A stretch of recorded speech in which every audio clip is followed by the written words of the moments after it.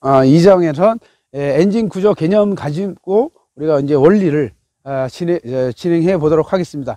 오늘 수업할 내용은 이제 야외에서 하는 수업이라서 햇빛도 좀 많이 강렬하게 받고 그러다 보니 인상도 좀 많이 찌그러질 수도 있는데 이해해 주시기 바라고요. 자, 우선 이제 지게차는 엔진이 어디 있냐? 여기 가운데 보면 의자 밑에 엔진 룸이 있습니다. 의자 밑에 엔진 룸이 있는데, 자, 의자를 한번 제껴 보겠습니다. 여기 보면 엔진 룸에 보면 의자 옆에 보면 후드가 있어요. 이 후드를 이렇게 열고, 자, 열리죠? 자, 열렸는데 이 무게감이 있기 때문에 그냥 확 올라가지는 않고요. 살짝 잡고서 올립니다. 이게 약간 무게감이 있습니다.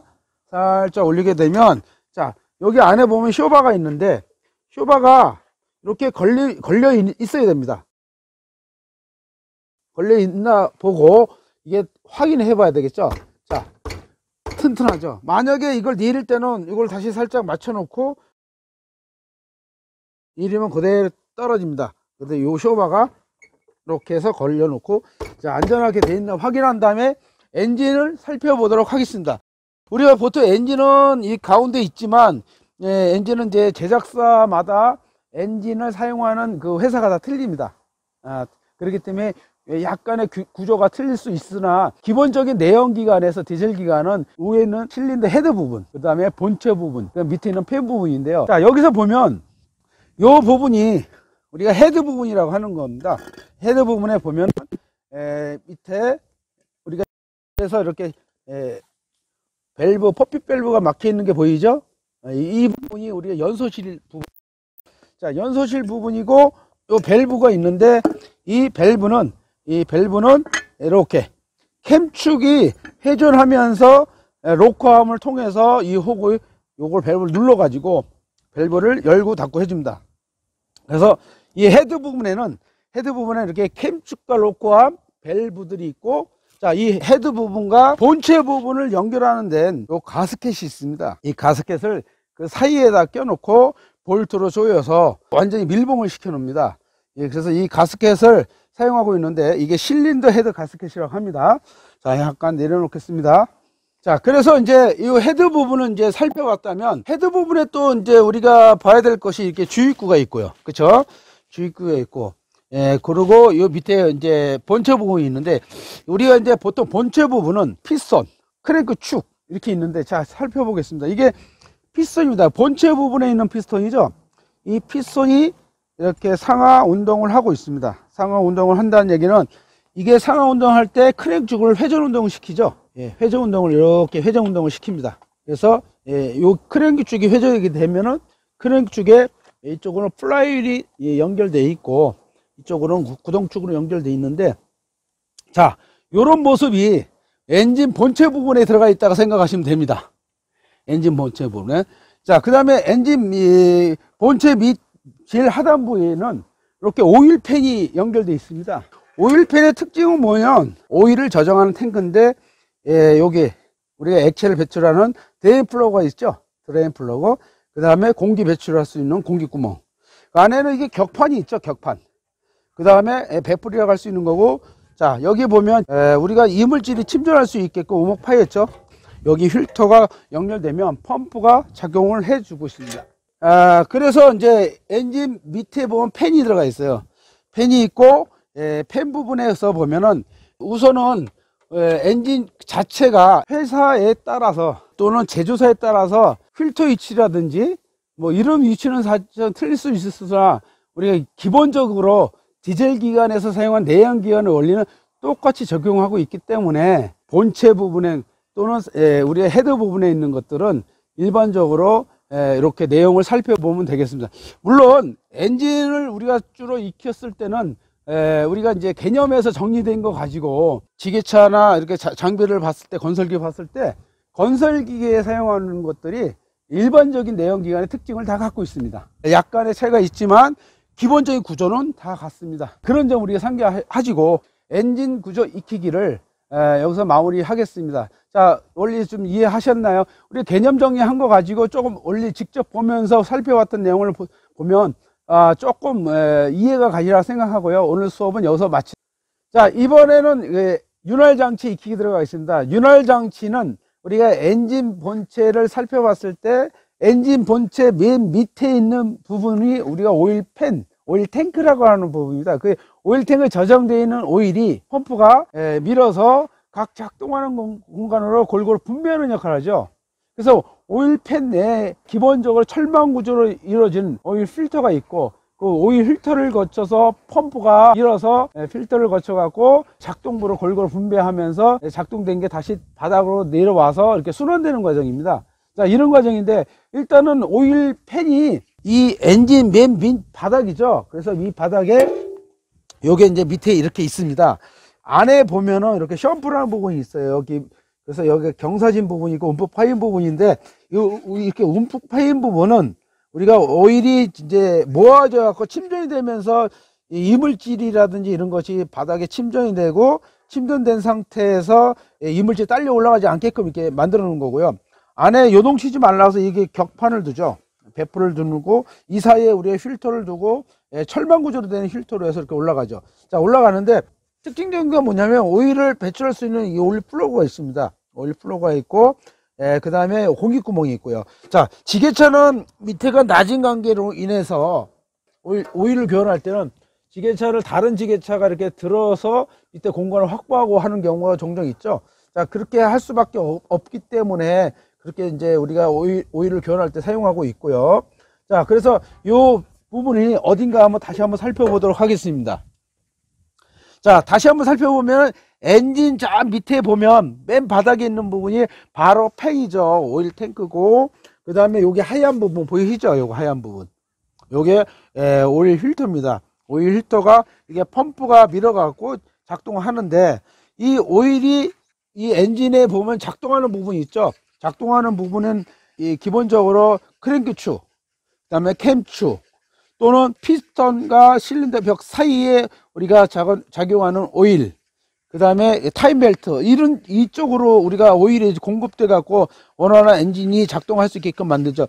기본적으로 오일이라는 것은 어떤 기능적인 게 필요합니다. 어떤 기능이냐면 윤활작용, 세척작용, 응력 분사작용, 방청작용, 그런 우리가 기본적인 기능을 수행하는 데 있어서 오일이 혼탁하게 다른 물질이 섞이지 않거나 점도가 떨어지지 않고 열받지 않게 우리가 해줘야 되겠죠. 항상 이 상태를 유지해줘야 오일이 자기가 본연의 기능을 찾고 역할을 수행한다고 보시면 돼요. 때가 되면 오일이 변질이 되기 때문에 시간이 되면 오일을 교환도 해줘야 됩니다. 교환하는 주기는 차를 어떻게 사용하는 때 다 틀리겠죠. 기본적으로 보통 500시간, 250시간마다 교환을 한다고 하지만, 가장 중요한 것은 오일을 유연 표시기를 찍어봐 갖고 오일의 점도 상태를 확인하고 하는 게 가장 좋겠죠. 그러면 유연 표시기 어딘지 한번 살펴보겠습니다. 자, 엔진에 보면 요게 이제 유연 표시기입니다. 유연 표시기를 이렇게 빼 보면 안에 이렇게 이제 오일이 찍혀 나오죠. 그리고 요거를 한번 이렇게 닦아 보시고, 여기 보면 선이 하나 그리는데 잘 안 보여요.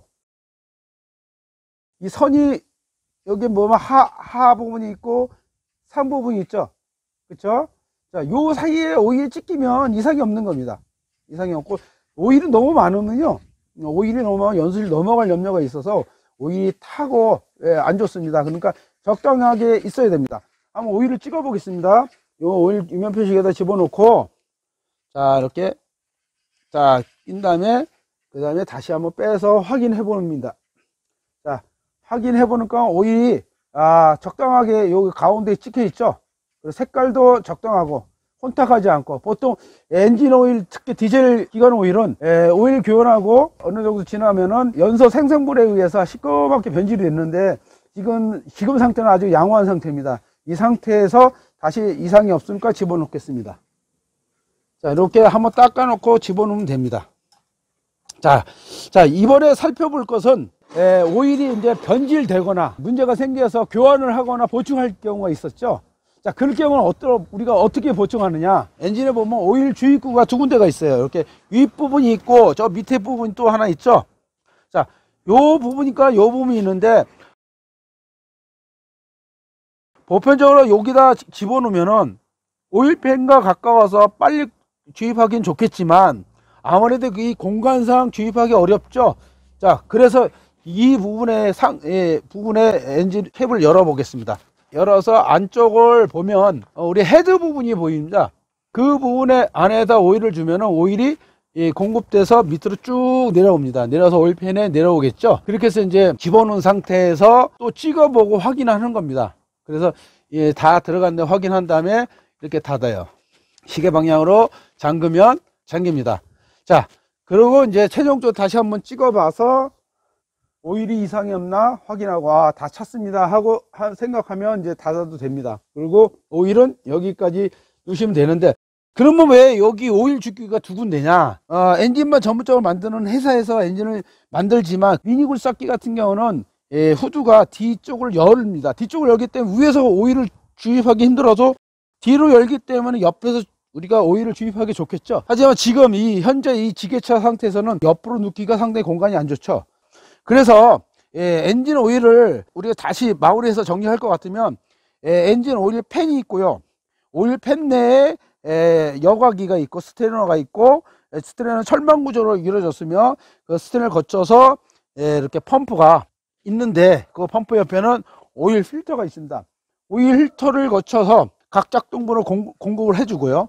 오일 상태가 어떠냐 알아내기 위해서 유형 표시기로 확인했고, 그 다음에 오일을 보충하기 위해서는 캡 위치를 확인한 다음에 가장 적당한 위치에 캡을 열고 보충하는 것까지 해서 받고, 오일을 선정하는 것은 오일에 우리가 가장 기본적인 개념 정리를 한 내용대로 선정하시면 되겠습니다. 이번 시간에 윤활 장치에 대해서 원리를 마쳤고요. 다음 장에서 다음은 우리가 이제 그 연료 장치에 대해서 설명드리도록 하겠습니다.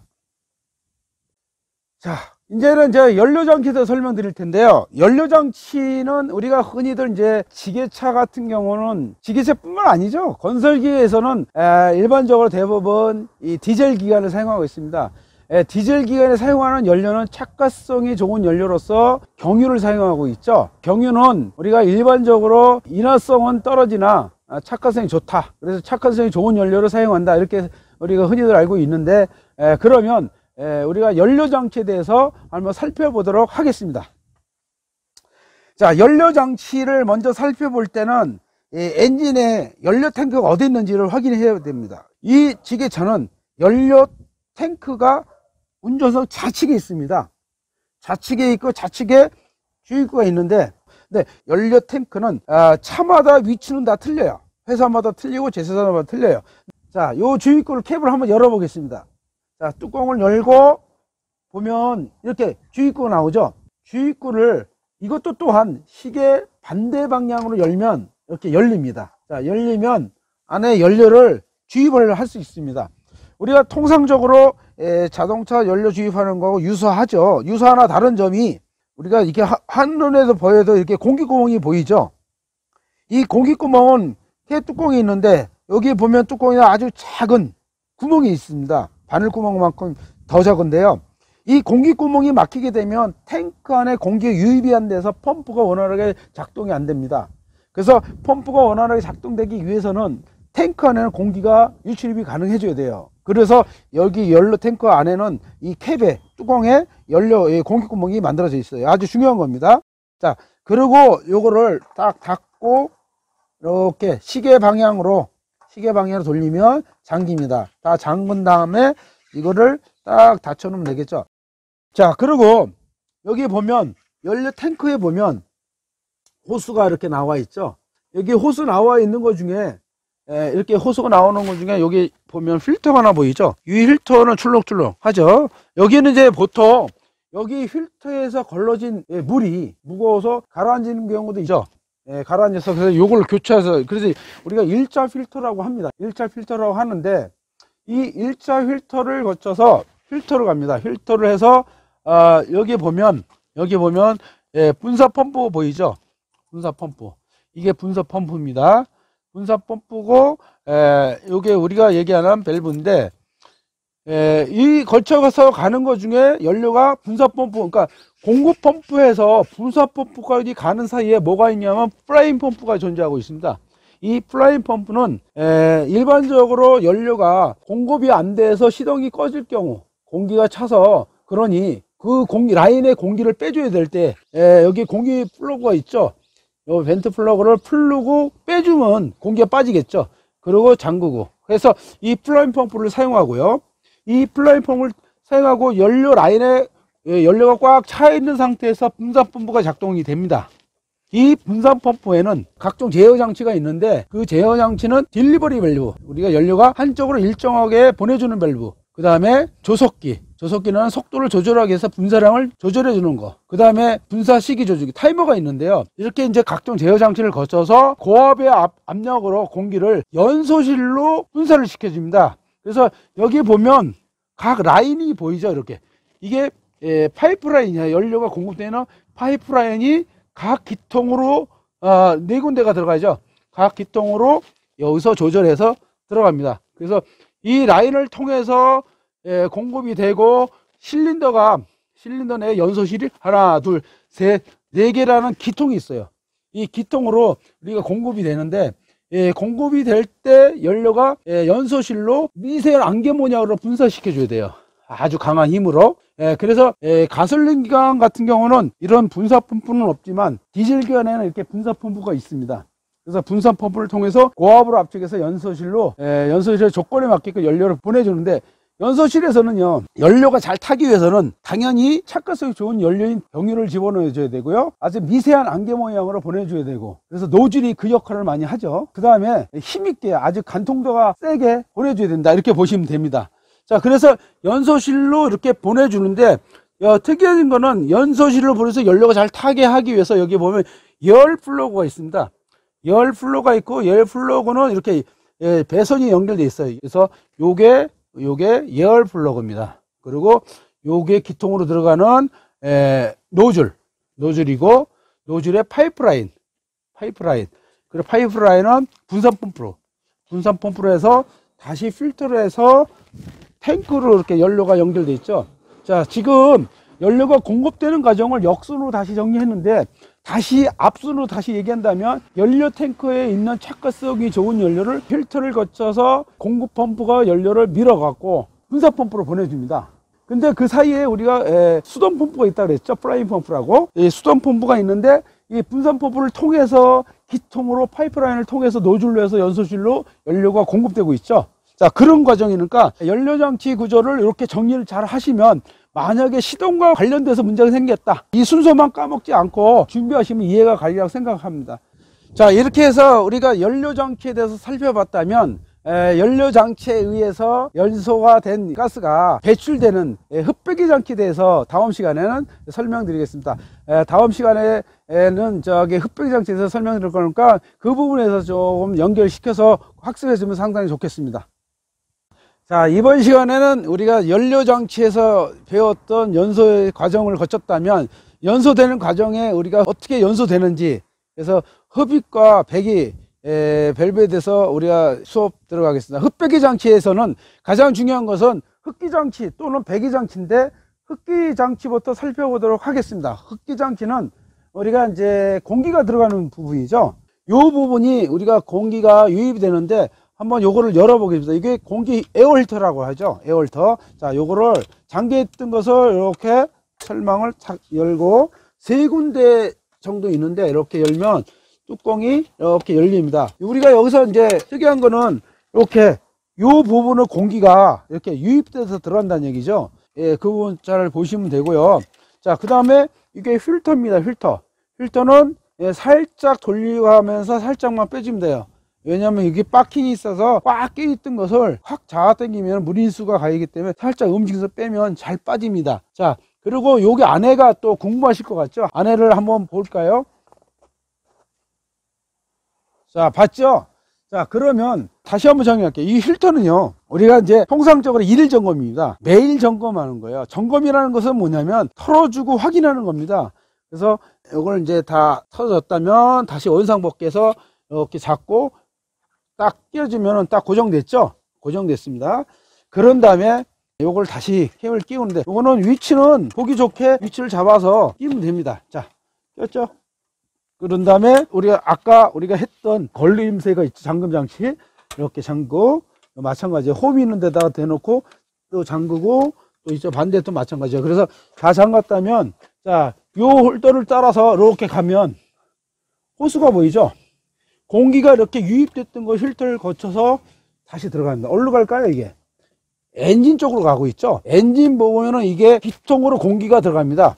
왜 공기가 필요하냐면 연료와 공기 비율이 맞아야 연료가 잘 타기 때문에 그래요. 그걸 압축비라고 합니다. 압축비가 15대 1에서 20대 1일 때, 이 15는 우리가 공기라고 하죠. 1은 연료일 때. 그래서 공기가 유입이 돼야 되죠. 공기가 적거나 공기가 많으면 연료가 제대로 안 타겠죠. 그렇게 해서 공기가 들어가게 되는데 이렇게 기통을 들어가요. 들어온 거는 한 곳이지만 들어갈 때 나눠서 가죠. 기통이 네 군데라서 네 군데로 나눠지는데 이걸 우리가 뭐라고 하냐면 흡기다기관, 흡기다기관이라고 그래. 공기가 들어와서 여러 가지 네 군데 기관, 여러 가지 기관으로 들어간다 해서 흡기다기관. 흡기다기관으로 들어가서 연소실에서 연료가 타게 되면 배기가 되겠죠. 요게 배기 홀더입니다. 흡기 홀더에서 공기가 들어와서 공기가 연소되는 과정에 배출되는 가스, 배기를 통해서 배출되는 가스가 이렇게 기통으로 나오겠죠. 4개가. 그래서 한 군데 모아졌고 빠져나가는데 이걸 배기다기관. 그래서 밑에 한 군데로 빠져가지고 호스로 연결돼서 뒤로 이렇게 나가겠죠. 우리가 보통 터보 장치는 이 배기다기관 쪽에, 배기 홀더 쪽에 터보 장치가 연결되어 있는 게 있어요. 여기가 일종의 흡기 장치라고 하는 터보 장치가 설치되어 있는데 그거는 배기가스로 구동이 됩니다. 그 가스가 일부는 배출되고 일부는 다시 흡기 쪽으로 들어가서 효율성을 높여주려고 있고 또 출력을 증대시키려고 있죠. 어쨌든 요것을 통해서, 홀더를 통해서 다기관을 통해 가지고 배기가스가 배출되는데 뒤쪽으로 한번 가보겠습니다. 뒤에 우리가 이제 연결되어 온 부분에 요 통이 보이는데 요걸 우리가 배기통이라고 합니다. 배기통에는 안에 유리 섬유가 있어 가지고 소음을 걸러주면서 이물질도 걸러주고 그 다음에 방청 역할도 해주죠. 그래서 여기서 연결돼 갖고 관로가 연결돼 있죠. 그래서 쭉 올라오면 이렇게 올라가 있습니다. 이렇게 해서 배출되는 건데, 배출되는 우리가 배출 가스에 따라서 장비 상태에서 확인할 수 있는데, 시꺼먼 연기가 나온다 그러면 불안정한 연소 상태고요. 하얀 연기 나온다 그러면 오일이 탄다고 볼 수 있죠. 우리가 보통 배기가스 색깔로도 이렇게 보고 장비 상태를 확인할 수 있다면, 요거는 뭐냐면, 그런 배기통이 뜨겁기 때문에 손이 딜까봐 우리가 여기 철망으로 이렇게 덮어놓은 겁니다.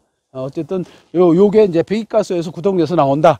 자, 다시 흡배기 장치를 정리를 내릴 것 같으면, 흡배기 장치는 공기를 흡입을 해서 연소되는 과정에서 배출되는 거고요. 배출되는 과정에서 나오는 배출가스가 하얀색일 경우 오일이 타거나 분사시기가 느린 경우가 그렇고, 시꺼먼 연기 나온다 그러면 일반적으로 불완전 연소다. 그 원인을 찾아서 우리가 점검해 오는 것도 하나의 알아야 될 과제다, 이렇게 보시면 됩니다. 그래서 이번 시간에는 흡배기 장치에 대해서 설명드렸고요. 다음 시간에는 우리가 냉각 장치에 대해서 설명드리도록 하겠습니다. 자, 이번 시간에는 냉각 장치 구조 익히기 개념 정리를 바탕으로 해서 원리를 수업 진행하도록 하겠습니다. 우리가 이제 앞전 시간에 배웠던 개념에서 정의했듯이 그 바탕으로 이제 원리가 들어가는데, 이번 시간에 직접 장비를 보면서 설명드리도록 하겠습니다. 우선은 이제 엔진에서 발생된 열을, 특히 오일의 열을 온도를 식혀주려고 냉각 장치가 필요하고, 냉각 장치에서는 냉각수를 순환시키는 역할을 하고 있죠. 그래서 그 냉각수는 흔히들 이제 증류수가 얼지 않게끔 하기 위해서는 연고 부동액인 에틸렌글리콜을 같이 섞어서 부동액을 만들어 쓰고 있죠. 자, 그러면 냉각 장치 구조가 어떻게 되어 있는지 한번 살펴보도록 하겠습니다. 자, 우선은 이 냉각 장치를 잘 볼 것 같으면 우선 라디에이터가 있죠. 라디에이터 안에 보면 코어 보이죠. 코어 핀이 있고, 요 사이사이가 핀이 있고, 코어를 통해서 물 통로가 지나가는 거예요. 그래서 이게 라디에이터라고 합니다. 라디에이터. 그 다음에 요게 이제 냉각팬하고 같이 연결돼 있죠. 뭐가? 워터 펌프가, 그쵸? 그리고 여기에 워터 펌프하고 냉각팬은 이 벨트로 감싸서 같이 돌아가고 있어요. 벨트는 밑에 크랭크 쪽 분리하고 연결돼서 돌아가고, 이 벨트는 발전기하고도 같이 연결되어 있습니다. 자, 그리고 요게 이제 호스인데, 상부 호스, 그 다음에 밑에 하부 호스가 보이죠. 하부 호스. 여기 안에 온도 조절기가 있어요. 온도 조절기. 자, 피스톤이 운동하면서 발생된 열을 열을 윤활유의 점도를 유지하기 위해서 엔진 주위를 감싸는 물질급부에 냉각수가 필요했다면 그 열을 식혀주기 위해서 있던 냉각수는 엔진에서 발생된 열로 인해서 온도가 상승할 수 있기 때문에 일정한 유지가 안 돼서 일정한 온도를 유지하기 위해서 상승된 냉각수를 배출을 시켜줘요. 배출을 시켜줄 때 온도 조절기가 열을 받으면 열립니다. 라디에이터 냉각수가 뜨거운 열이 라디에이터를 보내줄 때 열리는데 그게 65도에서 열리기 시작을 해요.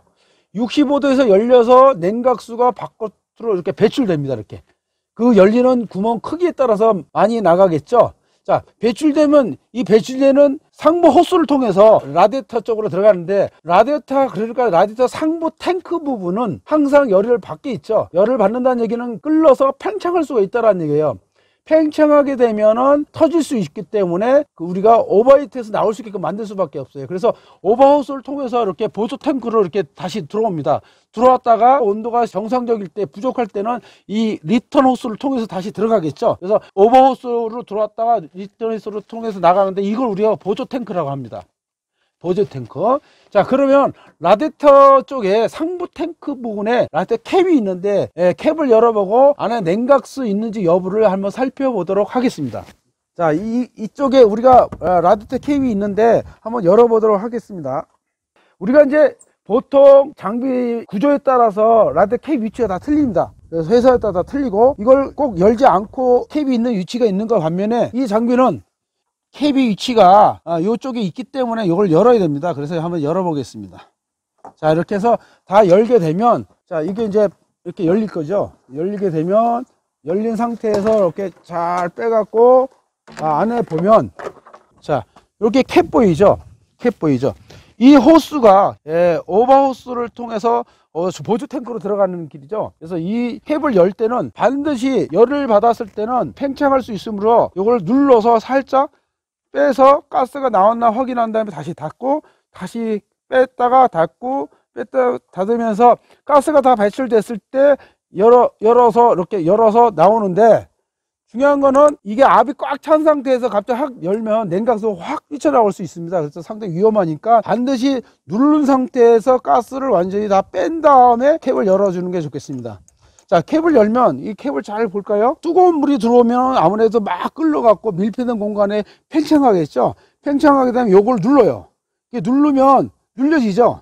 눌러주면 이 눌러주는 이 틈으로 이렇게 호스가 이렇게 연결돼 있죠. 그 구멍으로 해서 오버히트에서 나오게끔 만드는 겁니다. 그리고 우리가 정상적이라면 온도가 끓지 않겠죠. 가라앉겠죠. 그러면 이게 올라왔던 게 내려오면서 오버하우스 쪽을 다 막죠. 밀폐를 시킵니다. 그래서 밀폐를 시키는데 요걸 한번 닫아보도록 하겠습니다. 닫아볼 때는 요 홈 있죠, 홈. 요 홈과 홈 사이를 끼워놓고 눌려줘서 스프링 작용돼서 자, 눌렸죠? 그런 다음에 요걸 싹 돌리면 잠깁니다. 맞아 잠구. 그러면 이렇게 해서 이제 마운을 했고요. 우리 냉각수 보충할 때도 요쪽으로 보충을 하는 겁니다. 요쪽으로 보충해서 안에 냉각수가 적당히 있어야 됩니다. 자, 그러면 요걸 한번 다시 원상복귀 하겠습니다.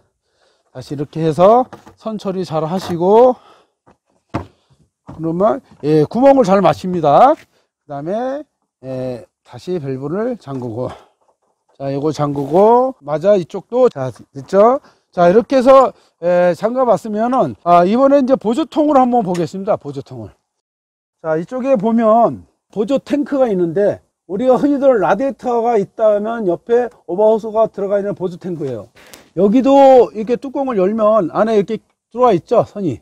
자, 이렇게 해서 바닥까지 위에서 떨어지는 게 아니라, 자, 이렇게 보면은 밑에 보면은 여기도 홀이 있죠, 선이.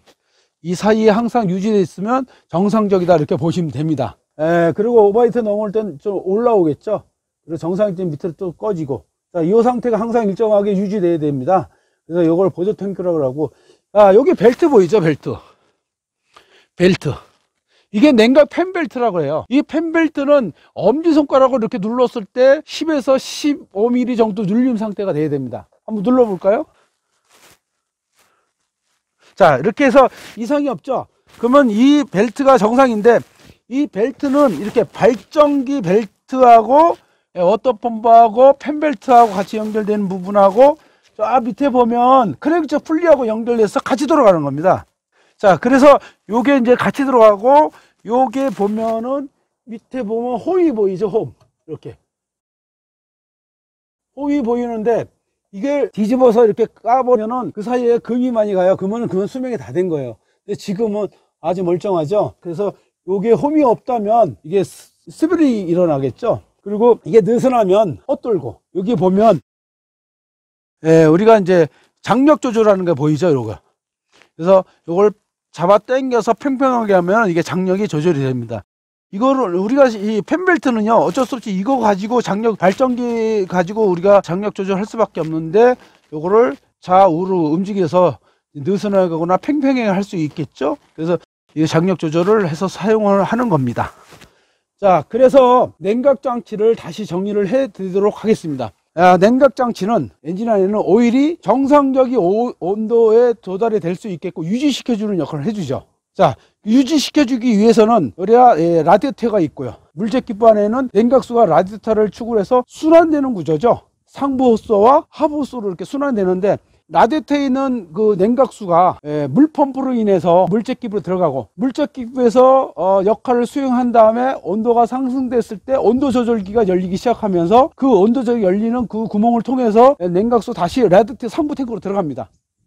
자, 들어가는 과정에서 상부 탱크는 고압화 상태가 되기 때문에 팽창을 하고, 팽창하는 것을 우리가 안전하게 하기 위해서 보조 탱크를 주고 오버호스를 연결해서 자연스럽게 빠져나가게 합니다. 그리고 냉각수가 부족할 경우에는, 냉각수가 부족할 때 과열의 원인이 되겠죠. 그럼 보충을 하게 되는데, 보충할 때는 냉각수 캡을 열고 보충하시면 됩니다. 반드시 보조 통에서 보충하는 것이 아니라 라디오 캡을 열고 보충하면 된다, 이렇게 정리하면 되겠죠. 자, 그래서 냉각 장치에 대해서 기본적인 원리에 대해서 수업을 진행을 마치겠습니다. 이렇게 해서 좀 더 이해해 가시라고 생각하고, 그 냉각 장치까지 해서 마무리를 해드렸는데, 전체적으로 종합적으로 정리 한번 해보도록 하겠습니다. 우선 지게차는 이렇게 어느 회사이고 또 엔진이 어느 부분이 있는지, 어느 부분인지 확인할 필요성이 있고요. 이렇게 후드를 개방하고 엔진을 확인한 다음에 엔진 상태에 따라서 우리가 이제 윤활 장치와 연료 장치에 대해서 확인했습니다. 자, 여기서 중요한 거는, 연료 장치는 엔진을 계속 가동하기 위해서 필요하다 그러면 계속 가동하면서 발생된 섭동 부위의 마모를 방지하기 위해서 윤활유가 필요했던 거고요. 그 윤활유가 점도를 잃어버리면 제 역할을 못하기 때문에 냉각 장치가 필요했던 거예요. 냉각수가 필요했고요. 그래서 냉각수를 정상적으로 순환시키기 위해서 냉각 장치가 필요했던 거고, 그런 과정에서 우리가 냉각 장치가 있다 하면, 흡배기 장치는 연료 장치에서 발생된 연소가스를 또는 연료를 잘 소화하기 위해서는 공기가 필요했던 거고요. 그래서 연소가 됐고, 연소된 과정에서 배출되는 것을 우리가 흡배기 장치라고 합니다. 자, 이렇게 해서 이제 엔진에 대해서 종합적으로 우리가 정리를 한번 해봤어요.